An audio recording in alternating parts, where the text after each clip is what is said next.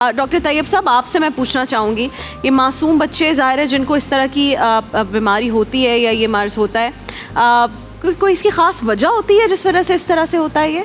अमूमी तौर पर तो आँख की रसौली की कोई मतलब वजूहात का इल्म पूरी तरह नहीं है। लेकिन एक बहुत ही अहम किस्म की रसौली है, उसे हम रेटिनोब्लास्टोमा कहते हैं, जो बच्चों में होता है, आँख के अंदर होता है। उससे बच्चों में ही होता है, बड़ों में नहीं होता। वो जो है रेटिनोब्लास्टोमा सिर्फ बच्चों में होता है।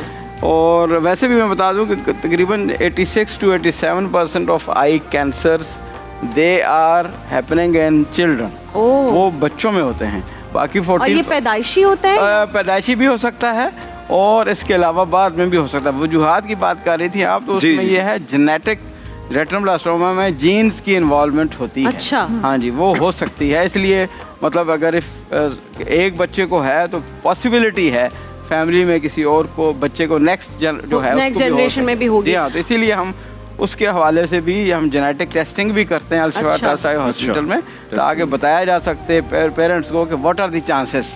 और क्या ये आँख की रसौली बच्चों के लिए तकलीफ दे भी होती है या?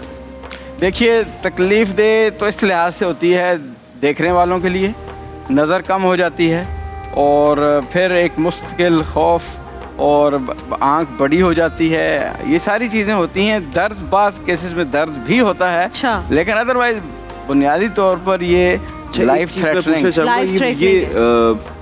ज्यादातर जो फीमेल बच्चियां हैं उन्हीं को होती है या मेल? नहीं, को भी हो सकती है? दोनों को, मेल फीमेल सबको होती है। बच्चों में 3 केसेस हमारे सामने आए और तीनों के तीनों बच्चियां हैं। हाँ, इत्तेफाक ऐसा है, लेकिन बहरहाल हमारे डाटा यही है कि। और जो मुमकिनात है इलाज के, वो कितने % कामयाब केसेस होते हैं और अल-शिफा कितने बच्चों को साल में ट्रीट करता है? अभी तक कितने कर चुका है? अल्हम्दुलिल्लाह, जो अब आप इस पर्टिकुलर डिजीज की बात कर रहे हैं, उसमें तकरीबन हमने 7,500 के करीब जो है पिछले 4-5 सालों में रजिस्टर किए हैं।